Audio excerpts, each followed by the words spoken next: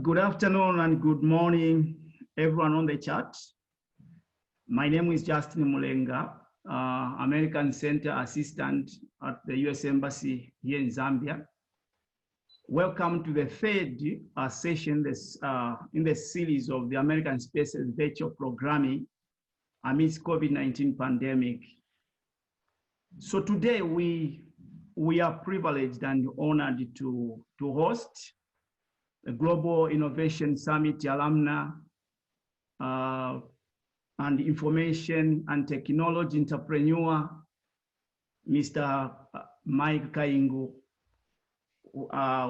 In this forum that we have this session, we'll be looking at business and technology, particularly on strategies for business survival in the pandemic, such as COVID-19 that we are in. So without wasting much of our time, please allow me to welcome Mr. Kaingu to introduce himself more, and then we get started to the program. Hi, Muchu, welcome. Hi, Justin. How are you? I'm okay, thank you. How are you doing today? I'm okay. Good afternoon to everyone who has managed to join us. I'll just start by introducing myself. I'm Muchu Kaingu. I'm a technology entrepreneur with business interests in software engineering, fintech, and legal tech. I like to think of myself as a solutions provider. And right now, the world has so many problems, and technology has proven to be an effective way of alleviating those problems. And this is part of the philosophy of why I do what I do. Okay, thanks, Muchu. Could you please tell us what motivated you to pursue the information technology entrepreneurship path? There are so many problems in our society today, right from the pandemic itself. If you look at law, for example, not many people know their law. If you look at access to finance, not everybody has equal access to finance.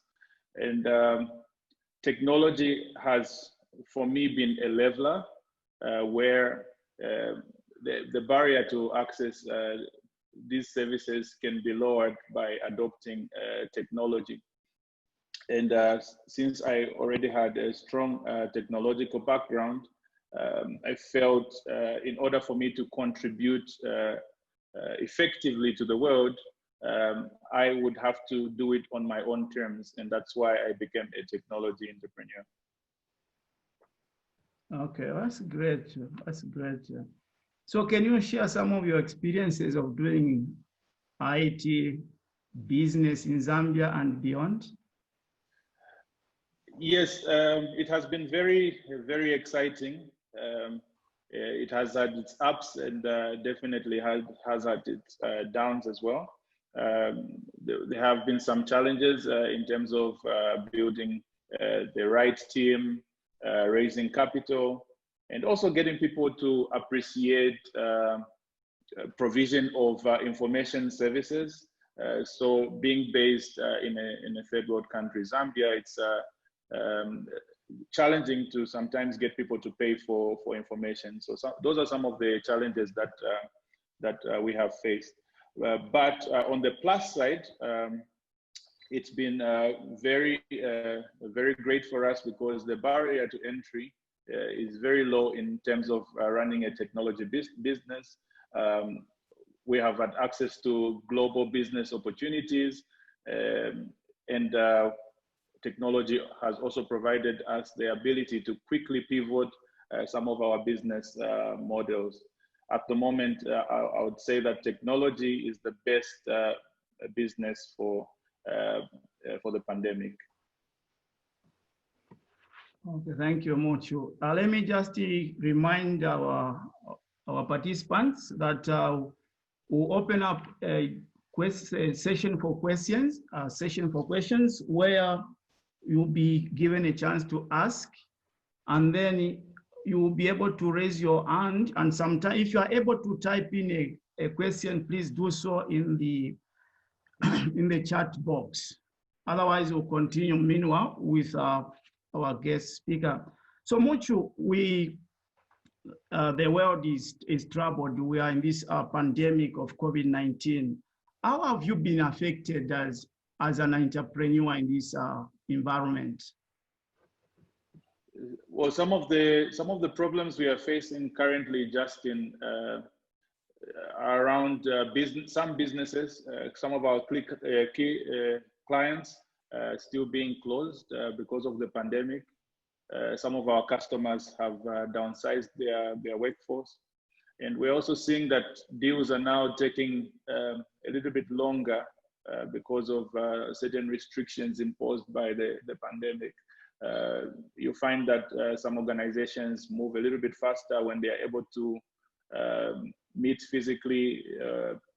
There's some documentation sometimes that needs to be signed, but with people working from home, that has slowed down those processes quite a bit.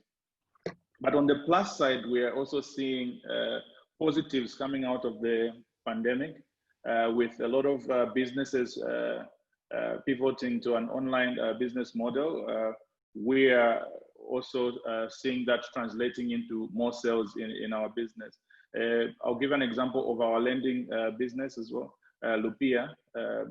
Ever since the pandemic hit, we pivoted the business to a completely online model, and just overnight, we doubled our customer base. Okay. So how can entrepreneurs use the challenge that we have, such as COVID-19, to ensure their businesses remain sustainable? Okay, so I'll give part of the insights that we've had in our businesses. One item that I can bring to the table is business models. Entrepreneurs should be ready to pivot their business models. So I think I've been mentioning this word pivot. I'll just explain what a pivot is. So a pivot is a significant change in the way a business is run. So okay. I'll give you an example of schools, for example. Schools, their business model was physical presence, pupils and students going to a physical location to learn. But immediately after COVID-19, cases rose, schools pivoted to offering online learning. So that's an example of a pivot, and an example of actually a successful pivot, because most children have not been going to physical schools, but they still have gotten a level of good quality education from their homes. And the pandemic is an example of when a pivot is necessary, because without pivoting a business, then it makes that business unattractive for the current status of affairs. Okay. The other. Yeah, please go ahead, Muchu, go ahead. So there are certain considerations as well as that needs to be put in place as businesses pivot. So there are customer considerations. One customer consideration is, how do you ensure that the customers are engaged, even though there are restrictions in terms of movements, in terms of physical interactions and whatnot. And we found that social media is an effective way to keep customers engaged. So even if it's not just selling your products and services, but providing information to customers is an effective way to ensure that those customers will still look at you as a solution provider for them. I saw something very interesting one time on one of the social platforms, Twitter. where Granddaddy's is I would say a very popular restaurant in Lusaka, and they closed down even before the government imposed the COVID-19 restrictions, but they still ensured that they remained relevant to their customers by engaging with them on social media. And I've been following the conversation, and I can see that even when they reopen, if they haven't already reopened, they should still remain relevant to their customer base. Apart from that, just having online meetings instead of physical meetings on platforms like Microsoft Teams, Zoom, or Google Meet, as well as online customer relationship management systems for when things go wrong in an online presence. Absolutely. And then, absolutely.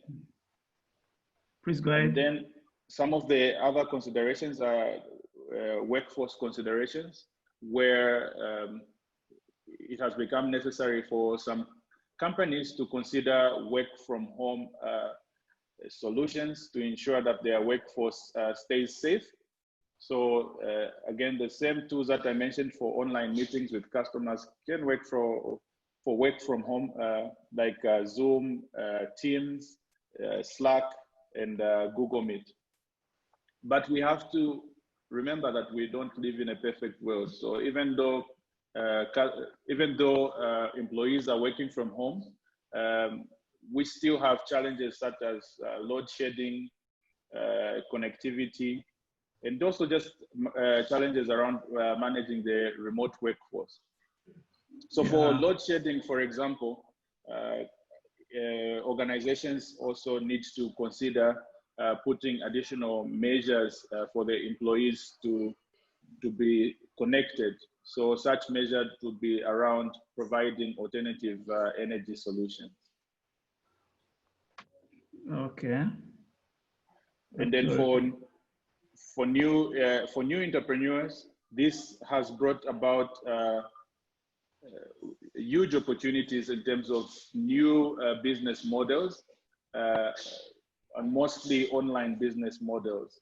So whereas initially customers would go to a physical storefront, new entrepreneurs should figure out ways of creating marketplaces where people can buy things online and then have those things delivered.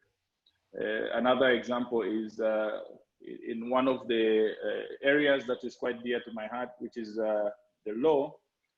Instead of lawyers having these physical meetings with customers, a marketplace kind of setup where customers would log their legal problems and then lawyers attend to those legal problems online would be an effective business model. Absolutely, Muchu, absolutely. Yeah, you've tackled that, the challenges. And so could you please share shed more light on how challenges the challenges, how they can be dealt with in implementing new technologies in Zambia, and what can be done to this? Okay.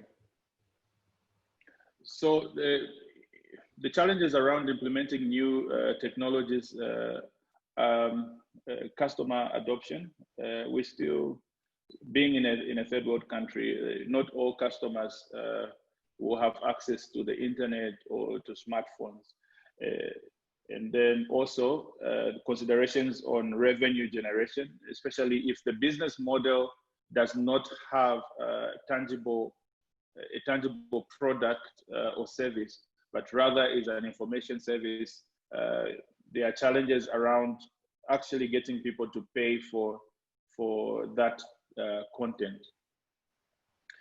So in the first place, where we consider the actual technology, so the devices or connectivity, entrepreneurs should consider sort of low barrier technology like USSD and SMS, where even people who don't have access to the internet can still access that technology. Well, thanks, Muchu. So how can you advise entrepreneurs to use technology to leverage opportunities during challenging times such as we are in now?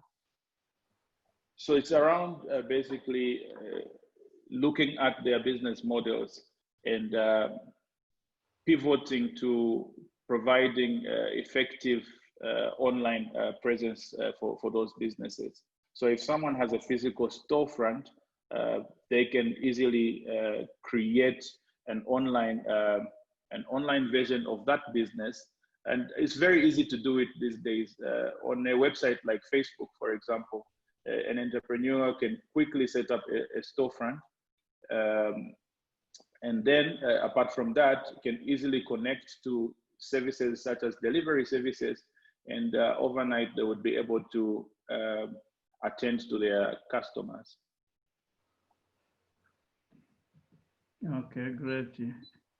Any additional information that you would like to share before we get to to ask you explain and give a highlight of the GIS program that you participated in? Well, it's just around. Most people are looking at the pandemic and only seeing the worst parts of it, but the pandemic has created opportunities for businesses to actually thrive, and some of those things are things that I've already alluded to, like ensuring that you keep customers engaged will also set businesses apart from their competition.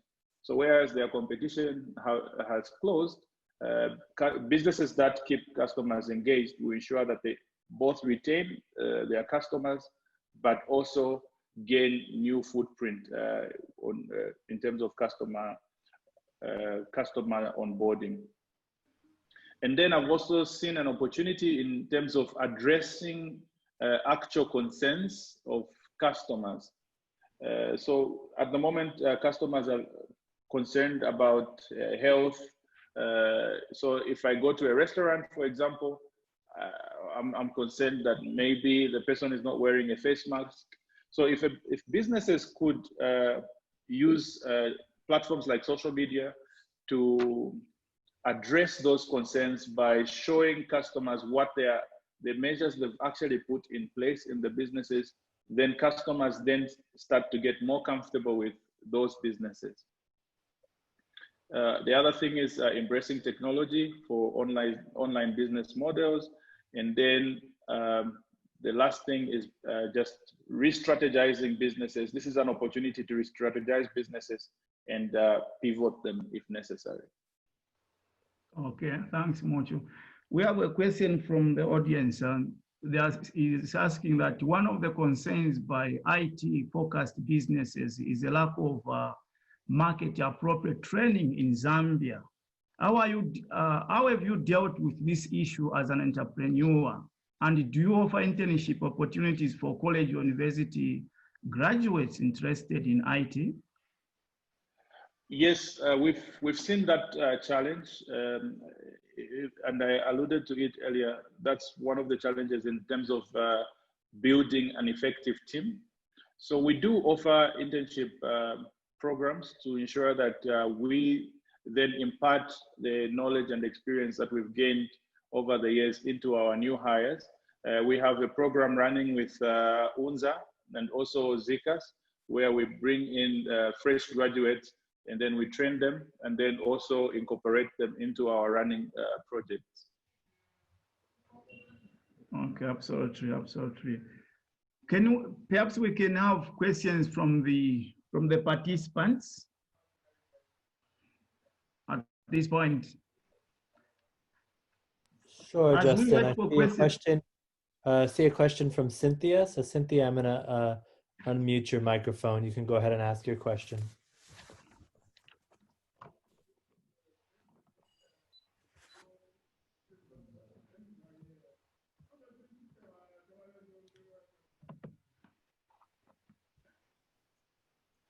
I'm just waiting on Cynthia here. Cynthia, you can go ahead and unmute your microphone.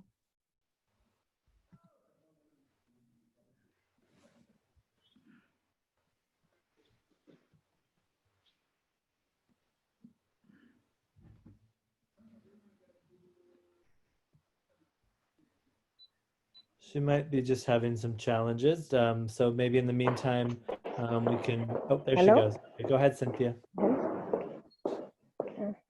Yeah, sorry, I was on another training. So my question is, yes, even as we are trying to promote, to do things online, looking at the way things are right now, but what about for those people who don't have the privilege maybe to do things or do business online? How can these people be helped so that at least they continue trading and doing their business even with these difficult times? Because right now we're talking about technology and all, but we know that it's not everyone that can manage. So we have to look at those kind of business. How can we make sure that they are sustained and they keep going and selling their products and goods? Okay, thank you, Cynthia. One way that that can be addressed is by creating effective partnerships with technology providers. And some of them are as easy as registering a mobile money account. So rather than a vendor receiving physical cash, they can start receiving payments through mobile money. And we know this, we have experience in this area because in our lending business, Lupia, we, part of our demographic are informal traders. It is a particular group that we work with. It's called the Foxtail Farmers Market. And it's a group of women that basically run this market and sell their produce.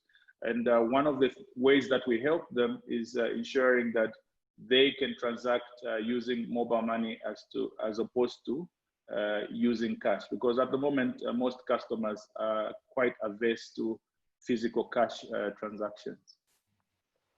And even taking that further, such entrepreneurs can also partner with like a delivery company, and then they would then basically operate their business model online. Okay, okay.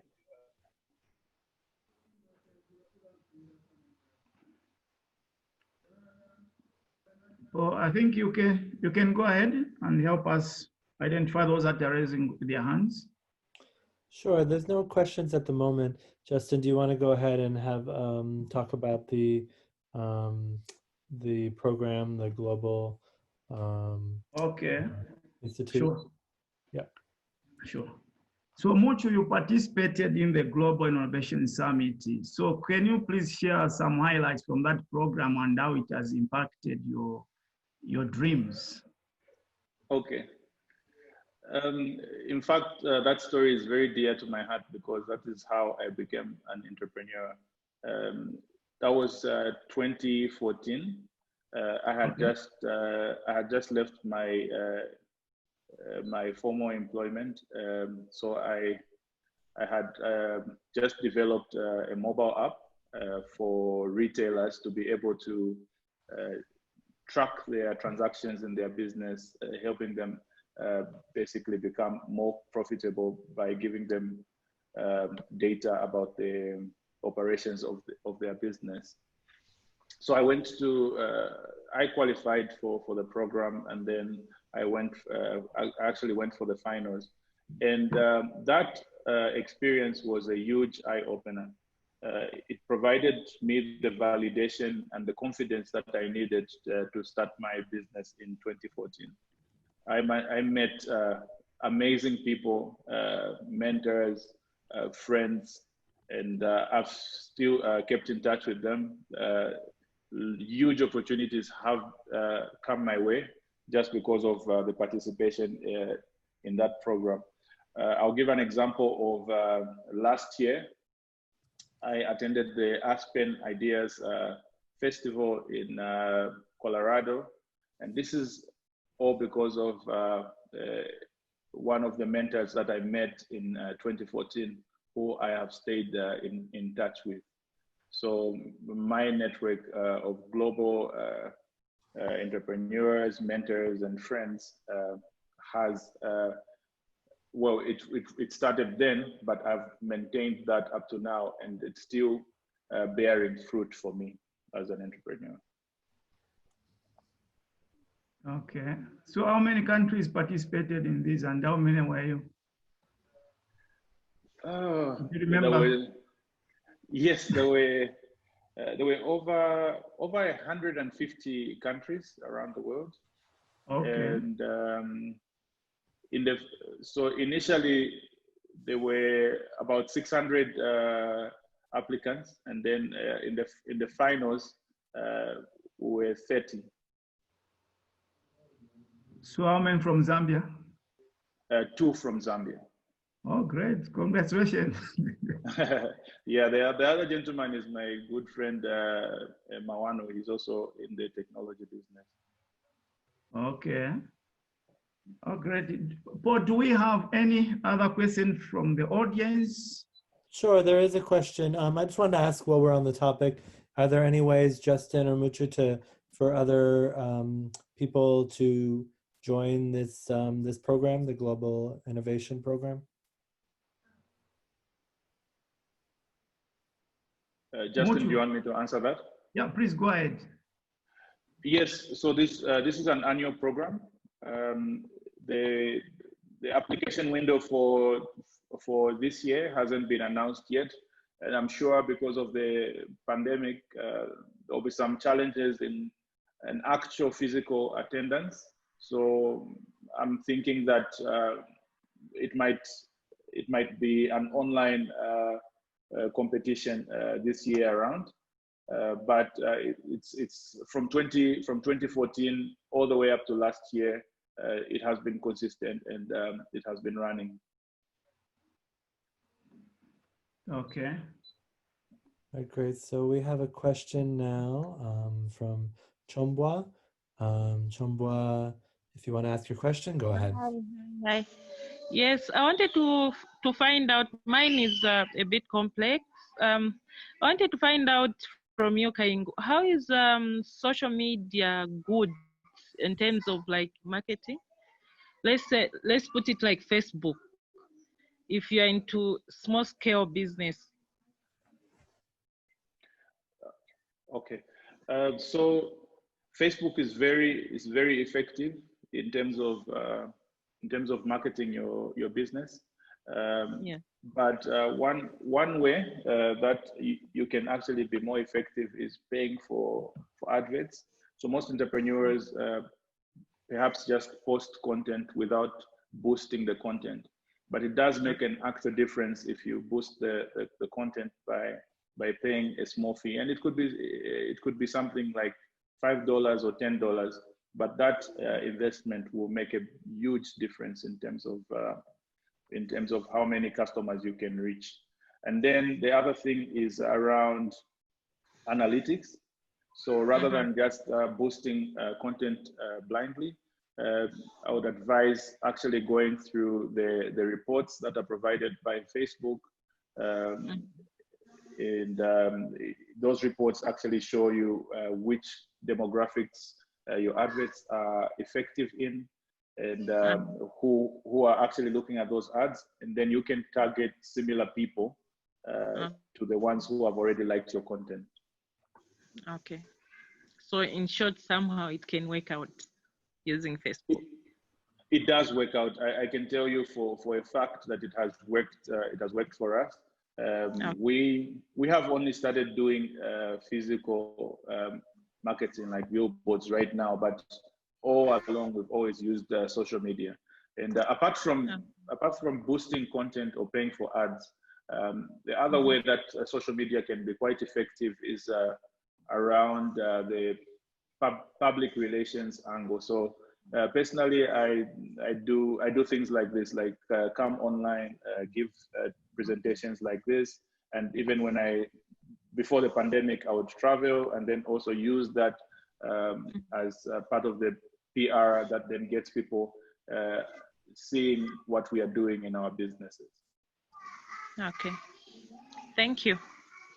Oh, you're welcome. Hi, Muchu. So we have a question from Cynthia. Okay. She's saying, is it possible like to let us know when the window will be open for the application for GIST? So we can check. Just one moment. Okay.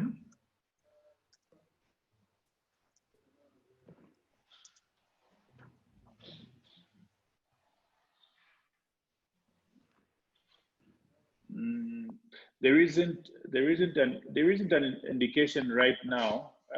But what I can do is perhaps Justin, I could share it with you, and then you could share it on your platforms. But right now, because of the pandemic, I'm sure the competition has been affected, like most other competitions.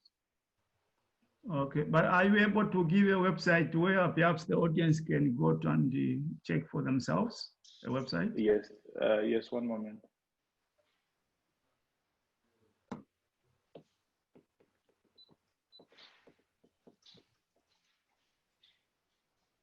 Well, Muchu's checking that. If anyone else has any questions, please go ahead and raise your hand at any time.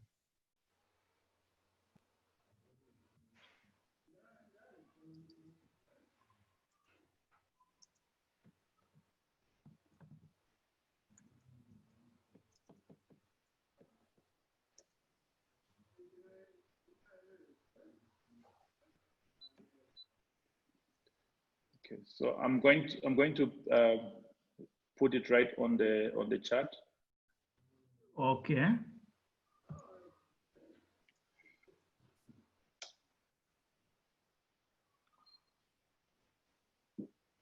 Excuse me. Also, the website has been actually posted on the chat. You can take down and please explore it and be able to benefit from it. Do we have any other question from the audience? We still have more time for the event. I think we have about 20 or so minutes left.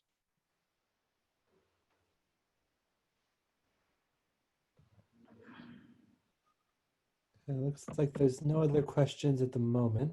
Oh, there's one question. There's one question. Yep, go ahead, Justin. So there's this question from Chilombo Kalumba. He's asking that do they offer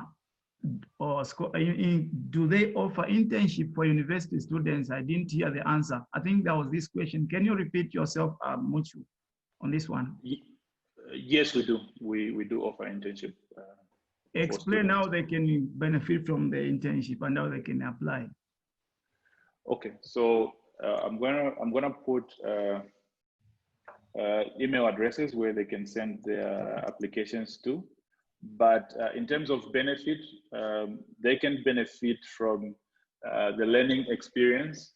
So what we do is we train them through our industry technology that we use in terms of our projects. But apart from that, when they've shown that they are engaged in the learning, and they've shown that they've been effective in that regard, we then also place them on some of our projects to ensure that they have that hands-on experience. Okay, and how long is this internship? 3 months. Okay. So I'm just going to put down the email addresses where they can.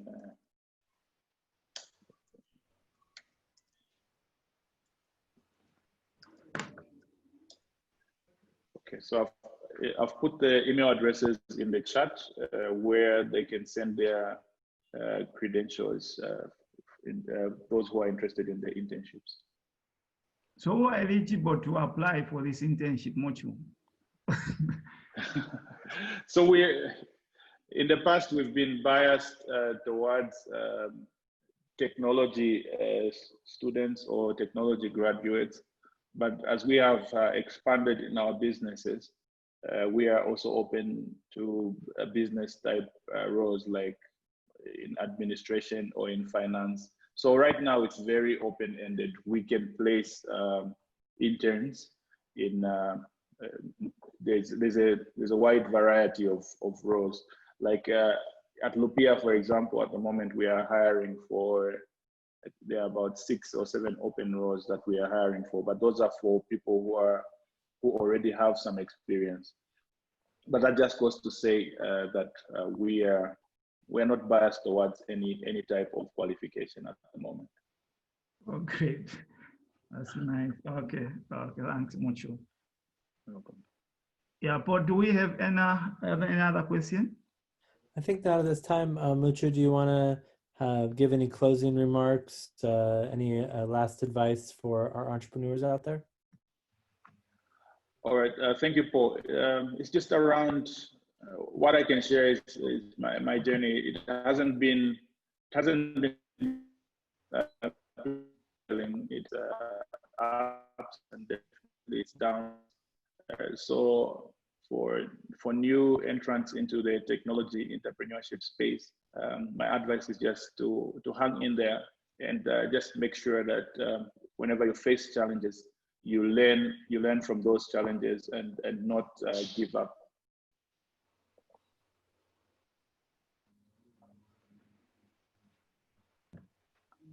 Okay, thanks. Paul? Nothing more from me. Justin, do you want to go ahead and close out the program? Okay. So I would like to express our gratitude first to Muchu for taking your time to share your expertise and experiences. It was a good, it's a good that we hosted you and you featured on this event. We hope the audience have actually benefited a lot from your presentation. As I did, we look forward to hosting you again, Muchu. And thank you so much, our participants, for having your time attending this virtual programming. Please look out for more virtual programming on our Embassy Facebook page, yeah, for this kind of arrangements. Thank you so much for your time. Thank you, Justin. Thank you for having me as well. Thank you.